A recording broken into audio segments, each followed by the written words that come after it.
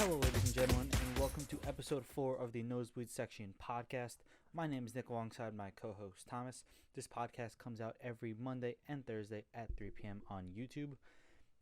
Thank you very much for tuning in. And the first topic of the day that we are going to talk about is probably one of the biggest topics of the year in all of sports, other than sports coming back, because obviously with things going on, it was postponed. But Patrick Mahomes, the quarterback of the Kansas City Chiefs, has signed the biggest deal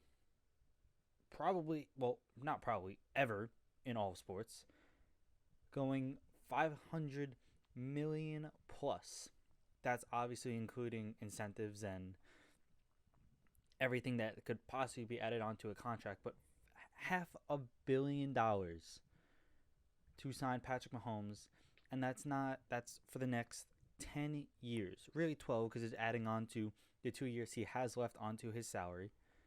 So after those 2 years, it's 10 years onto those two. So really a 12-year deal worth $500 million. And I'm going to be honest, I think he is worth every single penny of this deal. 100% worth every single penny of this deal. Give me your thoughts. Like, $500 million. That is absolutely absurd. Mike Trout signed for 12 years, $430 million, which Mike Trout also, in my opinion, worth that much money. But Patrick Mahomes, clearly very good, obviously. But $500 million for the next 12 years? What are your thoughts? How does this impact Chiefs now and later? I think it's a great deal for the Chiefs right now. It's a lot of money, but you have a player who's been in the league for 3 years. He's only started for 2 years. In those 2 years, his first year, he goes out and wins the NFL MVP. In his second year, he has some injuries, so it doesn't look like he's anything. And then he starts heating up. They go into the playoffs. He's hot. They go down in almost every single playoff game they play, and he shows that even when they're down, you can't count him out because he's just that good. And he wins a Super Bowl and the Super Bowl MVP in his second year starting, third year in the league. If there's anybody who deserves this contract, it's definitely him. And the Chiefs had to give it to him. It's a great deal for both sides. You guarantee yourself for the next 12 years a generational quarterback, and you have to pay him a lot, but that's the only way you're going to keep him. And you know what? It could have actually been a lot bigger in my opinion, and that's great for the Chiefs because they could still put a decent team around him. Not as good as they have now, but a decent team. He's easily worth every single penny of that 500 plus million. Like, it's actually insane. And after 2025, he doesn't get paid less than 40 million a year, and it peaks at around 60 million in, I believe, 2027. But that's coming from Yahoo Sports. It's absolutely insane. Like, it's just crazy how, as you said, he's had his injury troubles. He's had like his first year he sat out. Then he had injury troubles coming in, and then he just comes in and he's easily the best quarterback. And he probably is. I think the Chiefs just signed for $500 million, the best quarterback for the next 10 years. And I know Lamar Jackson's very good, but I think the Chiefs have the best quarterback for the next 10 years in the NFL. Yeah, definitely. And if you think about other quarterbacks, like you said, Lamar Jackson, nobody else is going to get a contract that's this magnitude that Patrick Mahomes got. And it's not because nobody's deserving.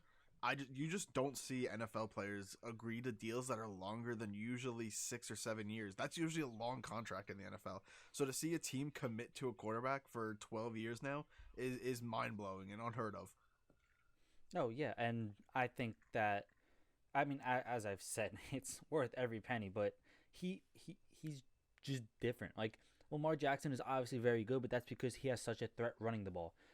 Mahomes has the threat of running the ball, but he probably has the strongest arm in the NFL.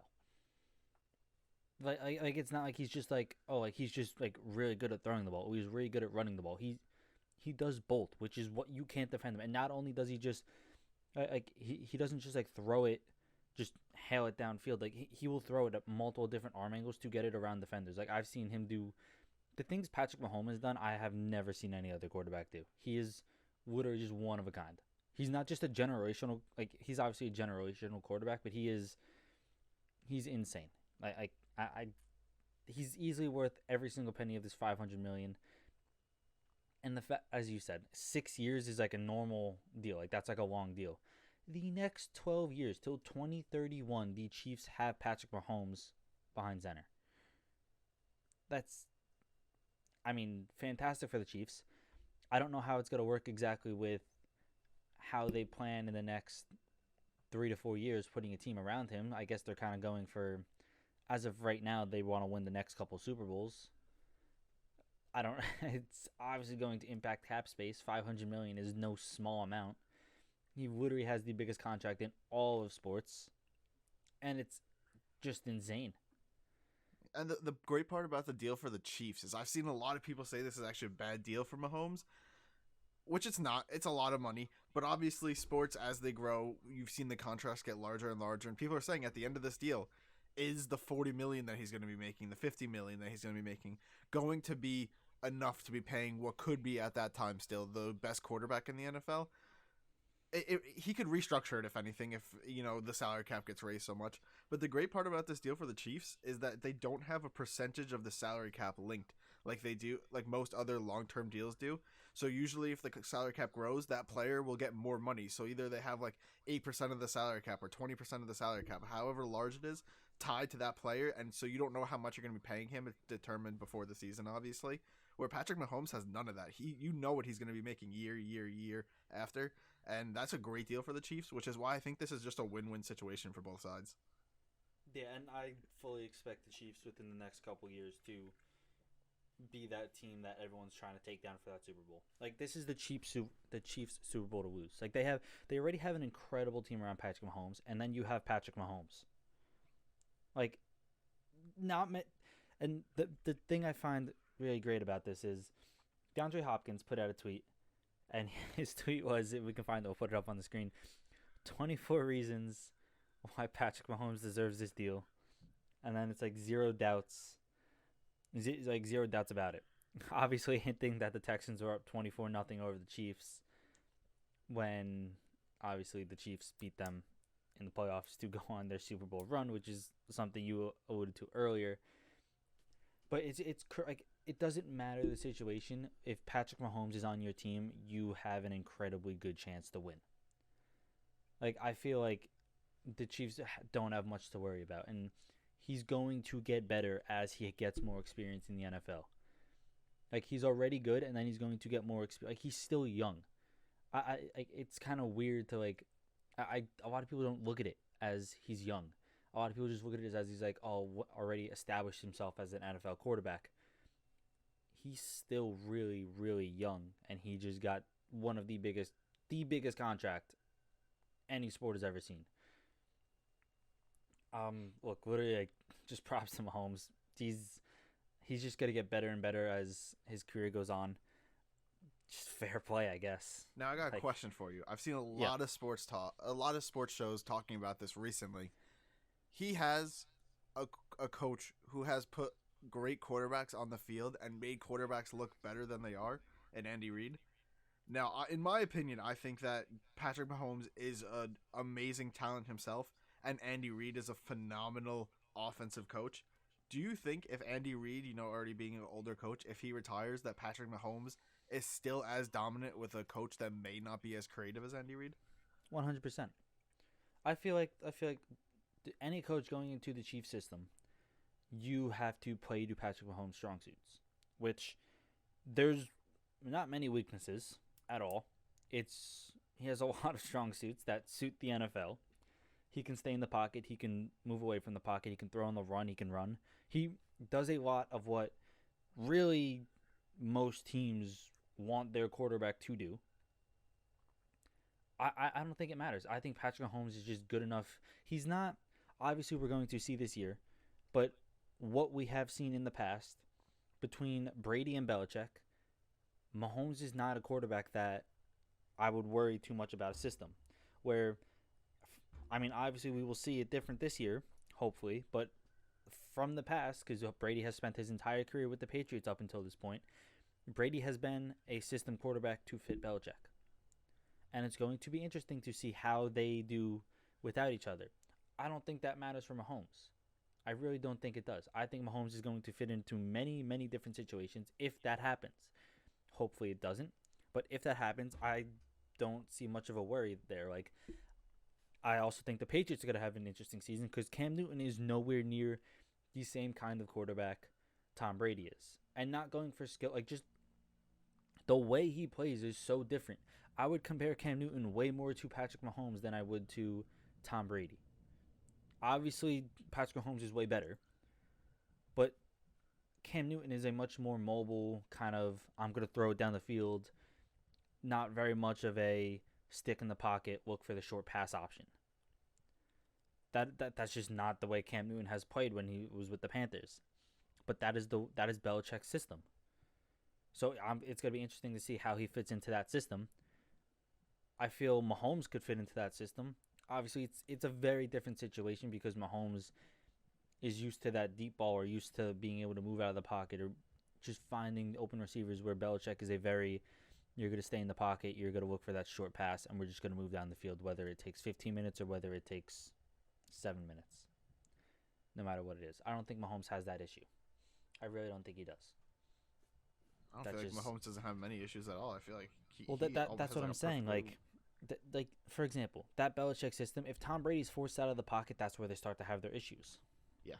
Like when receivers are not open on that short option, that's where they have their issues. Mahomes, if he's in that situation and receivers are covered downfield, Mahomes is going to get out of that situation. Because if he starts moving out of the pocket, that moves defenders. And if defenders don't move, go take a 7-yard, 10-yard run or whatever it is. Go get the first down. Where I feel like that's also going to kind of fit Cam Newton. Where I feel like as weird as it sounds, the Patriots might be a little better offensively because I feel like their defense has helped them in the past couple years significantly. I think Cam Newton can help that Patriots team more than some people think. Obviously, it's going to be a very different system. Tom Brady, nothing taking away from Tom Brady because Tom Brady is probably the best quarterback of all time at the moment, in my opinion. But I think Cam Newton is going to have a different kind of impact on that offense if he becomes a starter over Stidham. Because if that short option is not there, because they're playing Belichick's system and that's just the way Belichick's system works, if that short option is not there, Cam Newton can roll out of the pocket and do something similar to like Lamar Jackson or Mahomes, or throwing on the run, or they go take off for the 5-10 yards, whatever it is, which makes that offense more dynamic because now it forces defenders to think and make a decision. Because if they come to the quarterback, he can go make that pass, and if they don't, he goes and runs. And he has a strong enough arm to throw it down the field if they decide to do that. Yeah, it's going to be interesting to see how the Patriots do it, just because if you actually think about it, Tom Brady is a player that is one of the most efficient quarterbacks of all time. He's going to make the players around him better. That's his strength. 100%. Cam Newton is a player that will make the players around him better by being a threat himself. Tom Brady was a threat by putting everyone in the right position, and that's how he, took the advantage over the defenses. Where Cam Newton is, you have to keep somebody as like a QB spy on him the entire time, because if everyone's covered, like you said, he's going to roll out, he's going to go up the middle, he's going to get that run. So it's going to be interesting to see how Bill Belichick and Josh McDaniels, the offensive coordinator, design the offense, or if they're going to try to just keep Cam Newton as, try to make him into a Tom Brady, which if they do that, I don't think their offense is going to do well at all. They're two completely different players, which is why I've seen a lot of people say that Jarrett Stidham might actually keep that job if that's what they end up doing. Well, yeah, he would keep it because he's more similar to Tom Brady than Cam Newton is. Yes. And I don't think anyone can really disagree to that.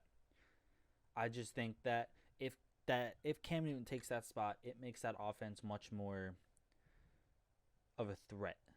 Not because anything against Stidham or anything against Brady. I just think it gives them another option. Very similar to the way, or not very similar, but in a similar way or light that Taysom Hill has with the Saints. Like, when Taysom Hill's on the field, he's like something weird is happening that the Saints are going to do. Like, it's just different, if that makes any sense. Yeah. But, like, I feel like with Cam Newton, I think the Patriots are hard to stop already. But with Cam Newton, it gives them another threat to try to do something downfield with, which is going to make a lot of teams think, and now you have to defend the Patriots differently. But I don't think Jarrett Stidham is much of a running threat. So he would be a much more or a better fit to back up or take that spot from Brady, where the system stays almost exactly the same. I don't think there's much of an issue with between the two of them. I think it's just going to be more of who they are playing. It might be something like that. It might be like, oh, we're playing a more like defensive line front team or heavy team. So then Mm-hmm. Cam Newton plays because he can get out of the pocket. And if they're playing a more or a less defensive team, like defensive front team, they're not gonna have to worry about that as much. So then they might start Jared Stidham. I feel like the Patriots have a lot more options. But back to Mahomes, yeah, he has no issues going into whatever system it is. I feel like any coach coming in, he's the kind of player where you're like, all right, we're gonna play around you. Like, what do you like the offense you were running? Can we try to add in a couple different things to maybe throw teams off? I feel like the Chiefs is Patrick Mahomes' team, and that offense is running around him. Obviously, it's running around Andy Reid as well at the moment. But if Andy Reid were to retire or go to another team, given like 1 year goes bad, right? I feel Patrick Mahomes doesn't have an issue with whoever comes in.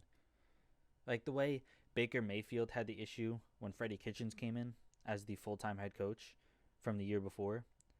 I obviously Patrick Mahomes is not that kind of quarterback, but I don't think he has that kind of issue at all, to be honest.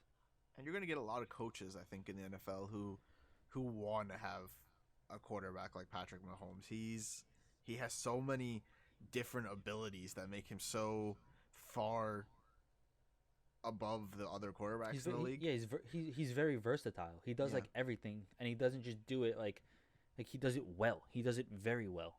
yeah. And you look at there's already a head coach in the NFL who has coached him, and that's the head coach of the Arizona Cardinals, Cliff Kingsbury. I would not be surprised, when you have a player like Patrick Mahomes, maybe if Andy Reid does retire, come to a coach that he already knows and is comfortable with, and you might see a coach leave a team to go coach Patrick Mahomes, and I wouldn't be surprised if you see Cliff Kingsbury. Who wouldn't want to coach Patrick Mahomes? Kyler Murray's a great quarterback, but Patrick Mahomes, you have the highest chance to win a Super Bowl. Oh, 100%. I also think the Cardinals are going to have a much better year this year, which might put them in playoff contention or Yeah, maybe in the playoffs because I think they've done a lot of great offseason moves. Their defense has gotten better. Their Kyle Murray has a year under his belt. They got a better core playmakers around Kyle Murray. I think they're going to be a lot better. I think it's going to be a very interesting NFL season. It's a lot of teams are going to make a bigger mark than some think, and a lot of teams are going to be worse than some think. I'm also interested to see how this Dak Prescott deal gets done, because now that Mahomes signed his deal, $5.5 billion, there's no way Dak Prescott takes less than what he wants, right? There's no way. no, Like, there's no like. Don't get me wrong. Dak Prescott does not deserve that kind of money. Like the money that he wants, Dak Prescott is not worth, and I would not pay that money. Patrick Mahomes, 100%. I'm paying $500 million for the next 12 years. Like, sure, take it. I am not giving that to Dak Prescott in any way, shape, or form. it stinks because for the Cowboys, the Chiefs literally just revolutionized the way quarterback contracts are going to work, and it stinks that they couldn't sign Dak before Patrick Mahomes got his deal done. Yeah, they needed to. They needed to sign him before that deal got done, and they didn't. So now the Cowboys are in a terrible situation. So I don't know. I'm curious to see how much Dak Prescott actually signs for. If he does sign, he is franchise tag. They have him for the next year. Does he sign back to the Cowboys, or does another team come in and say, "Hey, we want you"? I don't know if there's a team that does want him, to be honest. Not that he's not a good quarterback, but Cam Newton's a former NFL MVP. He couldn't even get a deal that was even remotely close to what he's worth. Like he's signing for what, like $7 million for 1 year. I don't see a team that is in such a desperate need of a quarterback that would be willing to pay Dak Prescott the amount of money he's asking for. I think the only team is the Cowboys. Probably. I mean, the only way I feel like he goes to another team is if like the Jacksonville Jaguars have another really bad year and they're like, "Oh, we need to change something." But then they have the Or like, draft. yeah, well, exactly. But the thing is, like, let's be real. There's like two good quarterbacks coming out of this draft, unless someone has like a Joe Burrow year and surprises. Yeah. But like I feel like really like if you have the number one overall pick, you're taking Trevor Lawrence no matter what, or you're trading that number one overall pick for like 2 first-round picks, Yeah. or like something like I feel like everyone kind of realizes how good of a quarterback Trevor Lawrence is. It's going to be Trevor And Lawrence and then Justin Fields from Ohio State. They're going to be 1 and 2, and I don't see who's even number 3 at this point. it's got to be the quarterback from North Dakota. But I feel like even with him, you're taking a bit of a risk. And yeah, Carson Wentz came from North Dakota State. He's obviously a very good quarterback. They don't play anyone like that impressive, but I mean the kid threw 0 picks last year. Yeah. He didn't throw a single interception. I say what you want about his competition, but like 0 interceptions for the entire year. Yeah. That's insane. I feel like competition doesn't matter. I mean, we're talking about Patrick Mahomes right now. He played at Texas Tech. They don't play anyone. They don't play the powerhouses of Alabama, Clemson. I mean, they might play like one game, but it's not like they're consistently playing them every year. And so I feel like to judge a quarterback in college based off who they play, it does have some more into it, but it shouldn't define a quarterback as a whole. Oh, 100%, which is why I think like Carson Wentz is so highly rated because he came from North Dakota State, and he's I would say one of the best quarterbacks in the league. And I think healthy, he's the best quarterback in the NFC East. Probably. I don't. I mean, look, last year I think the Eagles had a bunch of other issues other than like Carson Wentz and like anything Yeah, they had like no one that. that could catch the ball. I mean, you could have put like almost anyone out there, and they would have done a better job of catching the ball than the Eagles receivers last year.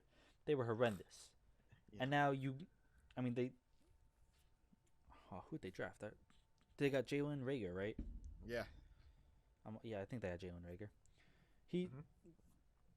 I think he like that. That's a great pick for them. Look, they really just need one person to catch the ball. Let's be real. Exactly. Just at least just one. Just give Carson Wentz an option, and I feel like that team becomes a lot better. They made the playoffs last year. I think he's the best quarterback in the NFC East if you're going to talk about it that way. I just don't see like Dak Prescott is not. He's a good quarterback, but he has not showed me that he is worth anywhere near the kind of money he wants. And even with this Mahomes deal getting done, I still wouldn't pay him as much as he currently wants. There's no way that I would do that. As an owner, as a businessman, it's not worth that much money when you can get like Andy Dalton's your backup quarterback at the moment. I'm not saying Andy Dalton is as good as Dak Prescott, but I wouldn't even be mad throwing in Andy Dalton over Dak Prescott if he doesn't want to sign back. Like, I don't feel like that's too much of a downgrade. Like, compared to, like the Saints, for example. Like, oh, no, never mind. Take away the Saints because they did just sign Jameis Winston. I completely forgot about that. But, like, if you look at some other teams in the NFL, right? Like, I don't even know who a good option would be at this moment. Like, look at the Buccaneers. Who the heck is their backup? I don't even know. No, exactly. Like you're gonna tell me I would 100% have Andy Dalton as. I think Andy Dalton is one of the best backups you can have in the league right now. Yeah, 100%. There's not many teams that are going to compete with that. Like, I think the Saints could. I did forget they signed Jameis Winston. So just got Joe Flacco. Joe Flacco was really good. Don't get me wrong. Was very good. He's gone downhill. You can't tell me he hasn't. He is nowhere near as good as he was. I would still much rather have Jameis Winston or Andy Dalton. Oh, 100%. And by the way, the second quarterback on the Buccaneers, in case anyone was wondering, is Blaine Gabbert. So big drop off. I don't know. Like, you can't be mad as the Cowboys to have Andy Dalton as your backup quarterback and then worry that Dak Prescott's not going to sign back. Like, you could even try to trade up in the draft and get the decent quarterback. Like, you can get Justin Fields or maybe get the quarterback from North Dakota. And I just can't remember his name, and I really do apologize because I did know it. I just forget it. Like, it's just It's just uh, like out of my head. I couldn't even tell you. Trey Lance, that's his name. Trey Lance. Trey Lance at North Dakota State is a very good quarterback, and I feel like he's a quarterback you'd want to pick up in the future. Yeah. Like if they have that option, if Dak Prescott's not going to sign and get Trey Lance on 4 years for a rookie contract, 100% I would do it. I don't see much of a drop off there, especially with the weapons you have as the Cowboys. If you can't win games with those weapons, you're doing something wrong. Like something is going wrong. And yes, they have a new coach now, but something is going wrong in that system that they can't make the playoffs consistently because they have one of the best offensive lines. Their defense is insane. Their wide receiver core was ranked, I believe, in the top 5 by I don't even I think it was Yahoo or like Pro Fantasy Football, like one of them. But like, how are you not making the playoffs?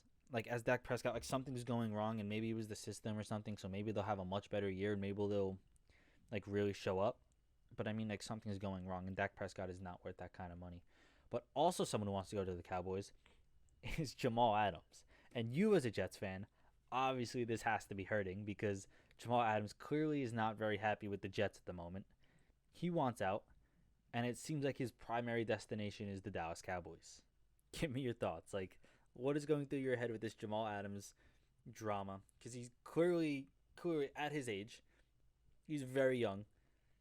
Clearly one of the best, if not the best, safety. And he's also very versatile in the league.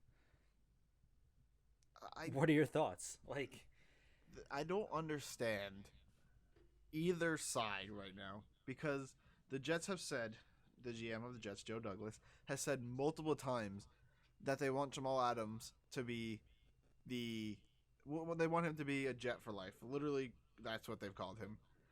And yet, they have not offered him a contract, according to Jamal Adams himself.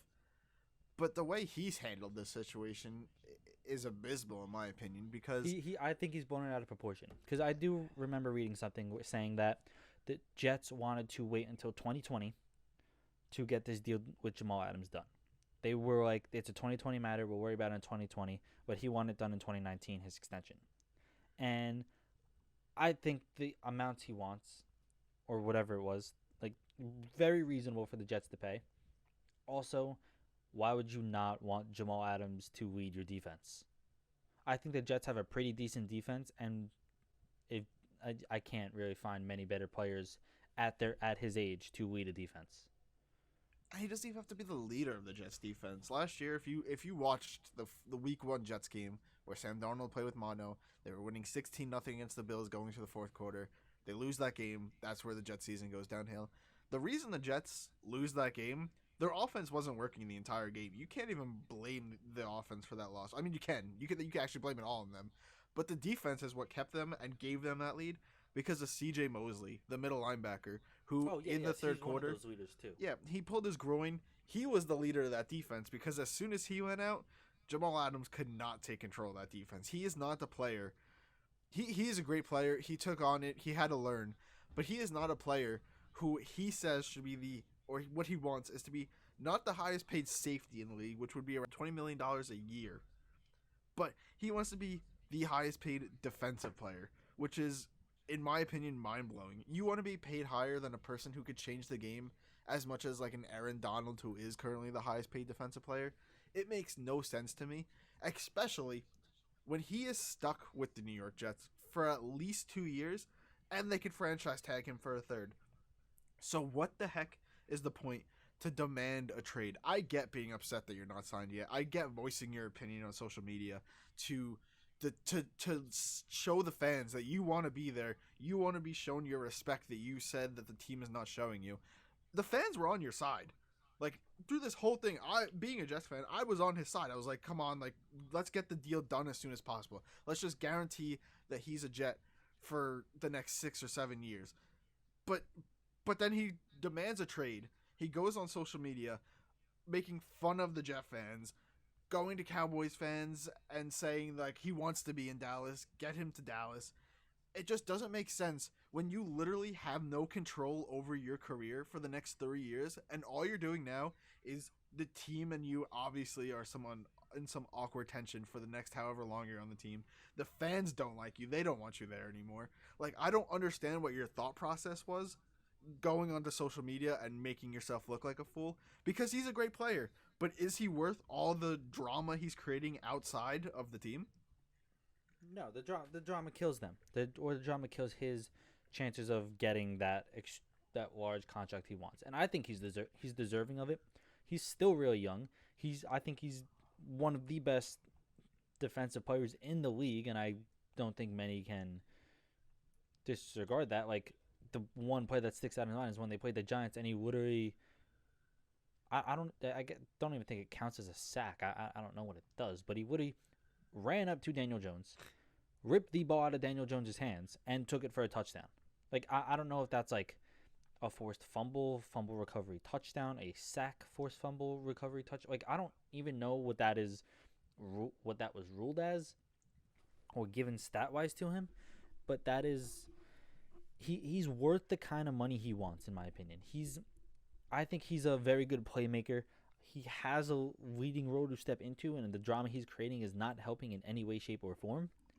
But I think for the Jets, he's worth the money to take to pay. But clearly, it doesn't seem like he wants to be on the Jets. So as a Jets fan, if they do decide to trade him to the Cowboys or whoever, because he's with them for the next 2 to 3 years, depending on if the Jets franchise tag him, what would you want in return for Jamal Adams? What do you take for him? With him being on his rookie contract still, he said he'd play for the Cowboys on that rookie contract, which means the Cowboys would be getting a steal, honestly. So in order for them to give the correct compensation back, it needs to be at least one first round pick. It needs to be a playmaker of some sort. I've seen a lot of NFL trade analysts saying that Michael Gallup, the second receiver, especially since they just drafted CeeDee Lamb, so they don't really need Michael Gallup. He's like the second or third option, depending on who they go with. And I would probably even say another draft pick or another player who could have a potential to start.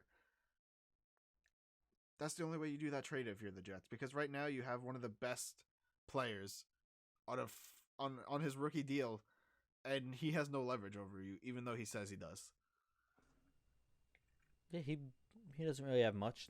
He's literally stuck with the Jets if he's not traded for the next 2 to 3 years.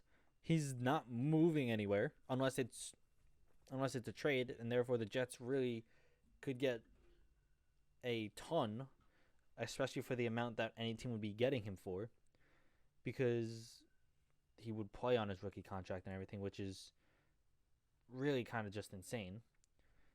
I think Jamal Adams has put himself in a very hard situation. I still think there's a chance he signs with the Jets. I think he's trying to voice his opinion to make sure the deal gets done faster, to put the Jets on edge, to try to like make them be like, oh, like it's either he gets traded or this deal gets done. So either way, I feel Jamal Adams feels like he's in a win-win situation, because I don't think the Jets really want to deal with him for the next 2 years if they decide not to trade him and then franchise tag him and then they get rid of him. I don't think that's worth it for the Jets when they can get someone like a Michael Gallup and a first-round pick. I don't think that's worth it. I feel like the Jets should really look at their options, because I feel like there's no need to keep him around if there's just going to be locker room drama. Like, that doesn't need to be there at all for the Jets, especially a team that's trying to rebuild, and a team, in my opinion, is on the up. I think Sam Darnold's going to have a good year. I think the Jets are going to have a very good year. But with this Jamal Adams drama, you don't want to keep this around. So for the Jets, I feel like it's like a kind of get the deal done or get him out. There's no in between. You I can't feel wait. like he's gone. You can't wait on this, No. because I feel Jamal Adams' whole thought process was, I feel like he's very invested into the Jets. I feel it was to get all this out to make a scene, so the Jets are like, all right, we need to get this done, whether that deal is ship or keep. It's one of those, and there's no in between. Like, it's either you ship them or you keep them, and it has to be done soon. In my opinion, it's got to be done before this year starts. Like, the preseason starts and before this year starts. The Jets need to know if Jamal Adams is going to stay there for the next 6 to 7 years, or if they are going to have picks or a pick receiver or pick playmaker or pick whatever. They need to know that now. He's got to be gone, though. If you think Yeah, about it, he has made his stance. He does. He has not has he just if he wanted a trade, requested a trade, didn't go on social media. That's fine. Teams would be fine. The fact that you went after Jets fans saying that they're he didn't say they're terrible, but the way he's going after them shows he no longer wants to be in New York. And you know what? He can just be doing that as a ploy just to try to get the Jets to sign him now. You lost that connection with the fans that you had, for most fans at least. I like the Jets fans, they adopted the nickname Prez. There was Prez chants at the games. Like they took him. You do that to New York, you stab somebody like those fans in the back in New York, you're done. Like you could sign back, people will appreciate you, but the status that you had, being one of the best players of a New York team, that's gone. Like you could be a great player, but you will never ever be put on that same pedestal that you were on before. yeah. He's not in a great position. I but he's not in a great position with the league or the Jets fans itself. But I think personally he's in a good position because A, he stays with the Jets and he gets the deal that he wants, or B, he gets out and he still gets the deal that he wants.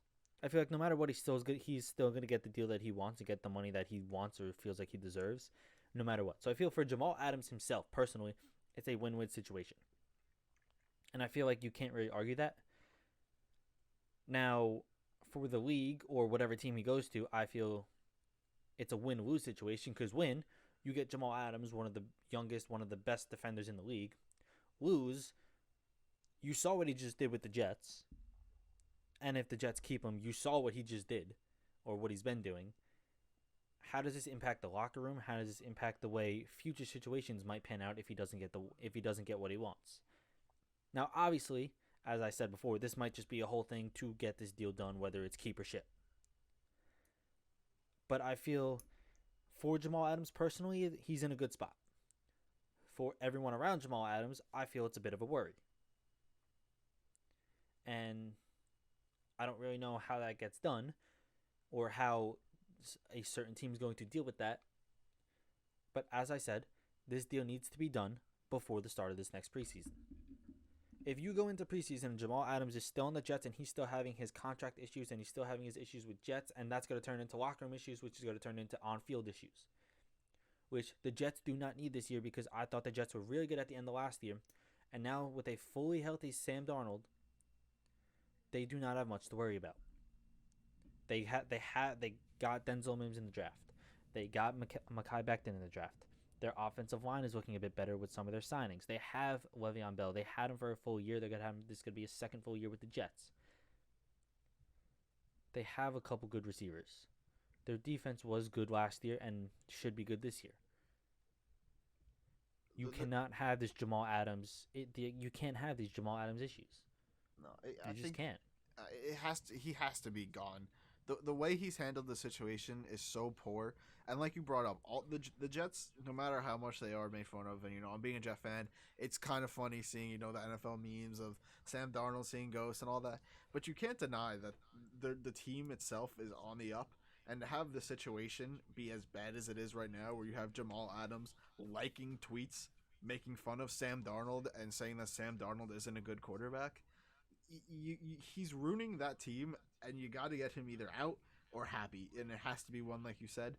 And it's just such a bad situation for a team that has the potential to maybe grab that the new seventh spot in the playoffs.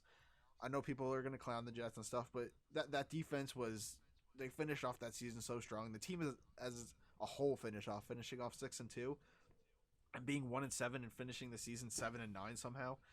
It doesn't make sense to ruin what you have from one diva in the locker room. And I know people don't like that term, but you can't deny that what he's doing is diva-like, at least.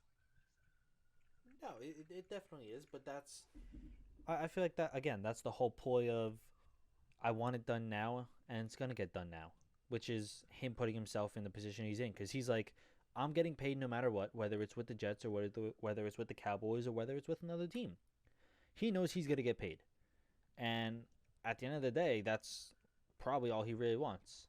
There's gonna be people that obviously disagree, and I feel majority of people are gonna disagree with the way he's going about it. But however you want to look at it, he's getting paid and he's getting the money that he wants. So he put himself in a good position for himself financially, whatever his reasons may be. With the Jets fans, he's in a really terrible position. And I feel whatever team decides to take him, there are some doubts about the way he's going to handle some situations in the future. Not saying he's ever going to do it again, but there's some doubts. You can't not have those doubts. Um, I feel and I hope that the Jets get a deal done soon. Again, whether it's keep or ship him, it's got to get done. But look, there's no way to tell until something gets done. So as that continues, we will keep reporting on it, keep giving our inputs, our information, whatever we find. We'll keep going on with that. Now, the next thing I want to talk about is sports are back, kinda. The MLS is starting tonight. We talked about it on our last podcast, which came out Monday and Thursday at 3 p.m. on YouTube. Check it out. We talked about it. More news has come up in the MLS. A couple players and a couple staff have tested positive for the coronavirus. It could just be that they tested positive with no symptoms or anything. But there were supposed to be 2 matches on tonight. Orlando City and Inter Miami at 8 p.m. on ESPN. And the second match, Nashville versus Chicago at 10:30, which was on ESPN. But the Nashville-Chicago Fire match was postponed. I didn't see any details on it on the reason. My guess is probably because someone from either team tested positive and now it's just being postponed, or maybe one team was not in, or I don't know the whole issue with that. But as of right now, there's one game on tonight still. Orlando City versus Inter Miami. They are still playing at 8 p.m. on ESPN. I thought things are going to be great. I thought this was going to start off there. We obviously talked about last week how the FC Dallas Vancouver game was postponed. So far, no other game is postponed. There were supposed to be 2 games on tonight. It was supposed to be a glorious restart for the MLS. People are going to be watching all over because there's no other sport on in America. No other than motorsports. I don't think there's anything else on, or the NWSL is. But I don't think any other major sport is on in America. Obviously, they're starting to ramp back up. This was supposed to be the start for the MLS. It was supposed to go great. This is their chance to gain fans, this chance to gain publicity and grow entirely. What are your thoughts? 2 games, 1 postponed. I think the biggest shock to me is it being the first league to come back. And I don't know if you saw this, but this happened yesterday. I didn't see it reported on much, but FC Dallas, who I think was the game that we talked about in the last podcast, who had to cancel already. Yeah, tomorrow. They had to withdraw from the tournament. They're not going down. They withdrew, did they? Yeah, they're going to be. They're not even going to be competing because they've had so many players and staff test positive that it's not safe for them to even compete. So they had to pull out as an entire organization. Did they? I did not see that. I did not see that at all. Yep. I'm going to try to find whatever I can. But honestly, I've not seen that. That is actually big news because that forces one of the groups to go down from 4 to 3 because there was one group with 6, but that's in, I believe, the other conference. Yeah, I linked it in the text chat just for us so you could see it. It's from Fox News just so we can both be updated on it. But I didn't even expect this to be an outcome for any league. For it to happen to the first league, not as surprising if it were to happen to one of the other teams. But does this raise some concerns for some of the other leagues that some of the other teams that are going to be going down to these bubbles having to pull out maybe because of too many cases? Yeah, they did grow out. They had 10 players and a coach test positive for the virus. Interesting. Yeah, it's gonna be a story to follow because I like I said, I never thought we would see a team have to pull out. You know, you don't see the cases have of COVID have kind of died down. We're on the rise again, which is terrible. But for an athlete knowing they have to go to the bubble, I figured they would have been, playing it a little bit safer. And for this team to have, Dallas and Texas as a whole is one of those states that's struggling a lot with cases. So for a team from there to for it to happen to, not as surprising, but it's still surprising nonetheless. And I'm nervous now. Is this going to put other leagues and players potentially pulling out of the league so they don't endanger their players and coaches? And these seasons are something that some people are already saying, like, there's going to be the asterisk. Are some of these teams just going to pull out and be like, it's not even worth the risk, we'll play next season? I feel like a lot of players are looking at that. A lot of teams are looking at that. It's obviously not ideal for them at the moment. A lot of teams have had issues where people have tested positive. Also, a lot of teams are a little cautious about it. I did not see that FC Dallas withdrew. It's I don't know how it's going to run exactly now, because now there's only 3 teams in FC Dallas's group, because I don't believe they're in the 6-team group. Oh, that's a big blow for the MLS. As long as they continue with the tournament, I don't think, obviously there's issues. I still think they have a chance to grow, because this is kind of, in my opinion, the thing that is going to help MLS grow the most, because no other sport is on. So if they're on, people are going to watch it, and some people are going to be like, oh, I'm interested in this now. So this is still a good chance for them to grow. Obviously, safety should be the first priority, but apparently some of the players and maybe coaching staff were caught breaking the quarantine, breaking the bubble already. Yeah. Which is not a great look for the MLS at all. And for an organization as the MLS trying to grow and trying to expand, having people break the quarantine bubble is not the greatest look at all. And that could be a reason, because Florida's cases are on the rise. That could be a reason that the MLS is finding more cases, having more issues. I do hope it slows down. I do hope that they stay in the bubble. I hope that everything goes the way they have it planned, because they were the first organization to have everything planned, and hopefully it goes well, because then it looks good for them and looks good against everyone else if anyone else has issues. They need to stop the issues. Hopefully everything goes the way they have it according to plan. And unfortunate for FC Dallas. I hope everyone who has it gets better and everything. But on to the next topic. We just talked about how FC Dallas is going to be sitting out and going home. They're not going to be competing in the MLS tournament. Maybe that will happen to other teams as other games are postponed. But the NBA, which is coming back, also has a lot of players sitting out. And some of those players are including Bradley Beal of the Washington Wizards, who, in my opinion, the Wizards have zero chance of making the playoffs now, as that team was entirely based around Bradley Beal doing well. And the Wizards no longer have Bradley Beal, and I can't see them making the playoffs. And I feel like the same goes with the Indiana Pacers, because Victor Oladipo is sitting out. Do you think the Wizards have a chance of making the playoffs in this 8-game playing series? I don't. But honestly, if we were really going to talk about it, do I really think they had a shot to make it with Bradley Beal? No. And I think Bradley Beal knows that. And he's going to Orlando to support the team. It's not like he's scared of the coronavirus, or, I mean, everyone's a little scared of it, but it's not like he didn't want to go and that's why he's pulling out. He says he has a shoulder injury, which he could definitely have that, and he might have went for surgery recently and it didn't come out yet or something. But I think he kind of was like, you know what, we're not going to do anything with this season. I'm going to sit out. I'm not going to get injured, or even more injured than I already am. So I feel like the Wizards kind of know they're not going, but or not making it. They're just kind of going to see maybe if they could lose more games and help their draft stock, to be honest. That is true. Steph Alosha is not playing. He's sitting out. Willie Cauley-Stein is sitting out. Trevor Ariza.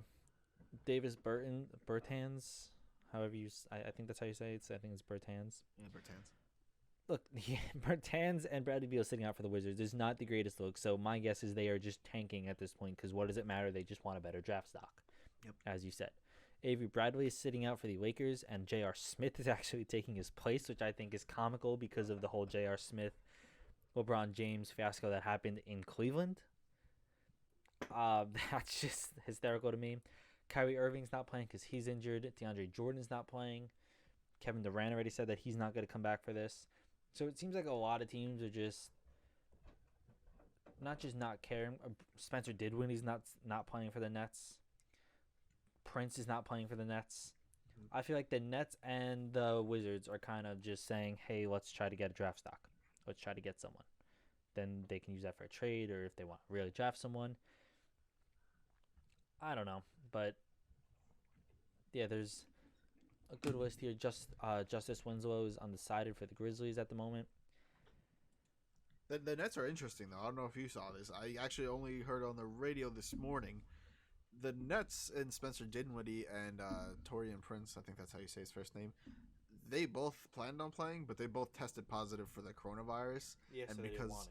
so their league's not letting them play, so they have to sit out. Yeah, so I thought the Nets were in a pretty good position. Like, the Nets are in the playoffs. I'm almost positive they are. I think they're They're one of the top 8 seeds. Yeah, I think currently. they're like 6 or 5 or 6 or 7, I think. Mm-hmm. Look, it's maybe they drop out because how many players do they have left? Yeah. What, we named 4 that aren't playing. KD obviously wasn't playing, so that's 5. They have what? 9 players left. Yeah, they don't have many. I feel like the NBA is having a lot more issues with than the MLS, but I feel like the NBA is has more known issues than the MLS does, which is why it seems like the NBA is having these issues. Also, I feel like a lot of people don't know a lot of the big names in MLS, so if someone were to say this one person had it, they might not even know who that is, which is why this is a good reason for the MLS to grow, because now you will know some more players on maybe your hometown team, or maybe you are just watching a game and you're like, oh, I kind of like this team because they're good, or you're a front runner, or you're just a terrible human being because you're a front runner. Maybe you just like start to like get to know these people or whatever, and these players, and then you start to invest in the MLS and watching them week in, week out. But I feel their issues are not as known as the NBA's issues, or some other leagues' issues, for example. Like, obviously the NFL is not playing. We haven't heard much about the NHL yet because I don't know if their agreement is completely signed. The MLB obviously has had some issues. I think I haven't heard much about MLB and coronavirus issues at the moment, other than the 1.2% that we talked about very briefly on the last podcast. The NBA just seems to be more known. Like, their issues are way more known than any others. But that just could be because they're a more media-based organization. I got a question for you. Like I said with Bradley Beal, I personally think he pulled out because he doesn't think the Wizards have a chance to not even if they do make the playoffs. Maybe he thinks they do. I don't think he thinks they have a chance to go anywhere. Do you think a lot of the players that are pulling out are thinking that they don't have a chance to do anything? So why, if I have the option to pull out, why wouldn't I? I don't know. I feel in Bradley Beal's case, I feel that is a more prominent reason because let's be real, that entire team this year was a lot like heavily based on how well Bradley Beal did. If he did really well, I felt like the Wizards did really well. Don't get me wrong, he has some good pieces around them, like defensively, which is why they're able to win a lot of games to be in the position they are in. But Bradley Beal was a huge part of that. John Wall was injured all year. I feel when John Wall comes back, that team is going to be very good. And maybe that team drops. Maybe they lose all 8 games. Bertans isn't playing. John Wall obviously isn't playing. Bradley Beal's not playing. If they lose all 8 games, they are in the East. So there's only 9 teams in the East. So realistically, they can only drop to 9th. That's where they are right now. No, is it? Yeah, they're 9 right now. Oh, so then I guess they kind of just stay where they are. Mm-hmm. So it doesn't really matter. Then they just kind of keep their draft. So it doesn't really impact them at all. So maybe he's just worried. I don't know if he's going down with the team. He just doesn't want to play, or maybe I know he's very prominent in the Black Lives Matter movement. So maybe he's going to just be focusing on that instead of going down to Orlando, which is completely respectable. Yeah. I feel like he's It's not a big issue. A lot of players are sitting out because they don't want to deal with coronavirus, or they have other things that they want to worry about, or they're just worried about their family in general. But look, no one can be blamed for sitting out. This is obviously something that no one expected, something that kind of wasn't here and then was here. Like it was like here, it wasn't as big, and all of a sudden it just blew up, and everything kind of just started shutting down. Not as ideal as anyone would have liked. So it's fair for anyone to not want to play. I'm gonna be honest. I still think the Lakers are gonna win it all. I don't really see how they lose. I really don't. Maybe the Bucks.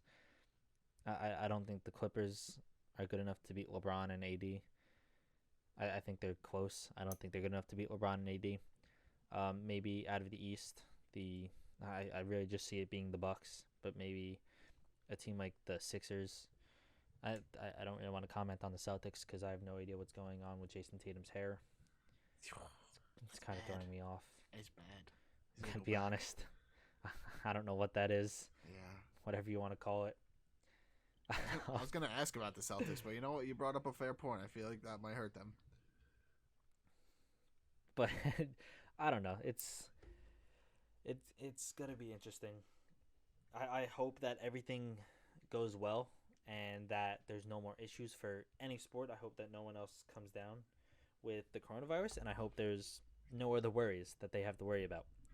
Again, for the MLS, the first game is on tonight at 8 p.m. Inter Miami is playing Orlando City SC at 8 p.m. on ESPN. Make sure you go check it out. What are your thoughts? Who do you think is going to take that game? I have no MLS I knowledge. know you don't have much of an idea. I see that Orlando is not favored, so I'm just gonna take the better's bet, and I'm gonna say Inter Miami wins. That's fair. Into Miami, the new dogs on the block. Orlando does have someone who you probably know. You know, don't pay attention to soccer much, but Nani, who played with Cristiano Ronaldo at Manchester United. He's played there while he's played at the very top. Played with the Portuguese national team. He's on Orlando. I do think Inter Miami has a very good team and a very good backing from David Beckham. I think they are a very, very good team. They have a lot of very good players, and they made a lot of very good signings. I think Orlando City has struggled a lot recently, more so on the defensive side. I think their offense is pretty good with Chris Muller. They obviously got Nani. They have Dom Dwyer. They have a couple good midfield pieces like Junior Urso. It's just a defensive side. If Alex Dejan plays, I think he's going to help that defense out a lot. I think they've had a lot of issues in the past, just defensively overall. Personal opinion, Inter Miami honestly just seems really good all over the pitch. They got another center back signing to maybe help out Roman Torres. They have one of the best MLS goalkeepers in Luis Robles, but in the sticks, I just think that they are a better team overall. I just think they are. I think Inter Miami takes this. So to start off bracket play, I have Inter Miami taking it over Orlando City. I'm going to say by a score of 2-1. I think it's going to be 2-1. Obviously, no fans is going to impact the game. But yeah, I say Inter Miami taking it 2-1 over Orlando. And that is going to end it for today's podcast. This is episode 4 of the Nosebleeds Section podcast. Thank you very much for tuning in. Make sure you like, comment, and subscribe every Monday and Thursday on YouTube at 3 p.m.